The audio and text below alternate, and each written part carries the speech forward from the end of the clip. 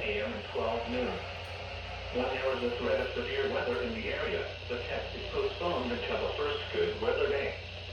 Reception of this broadcast and the alarm tone will vary from place to place.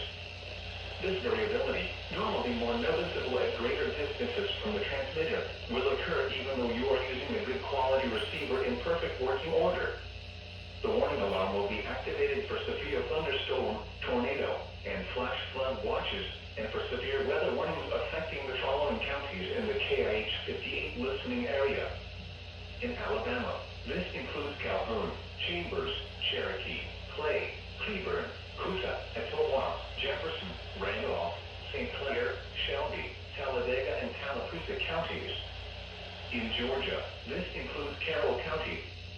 This has been a test of the NOAA weather radio warning alarm device. We now return to our normal programming.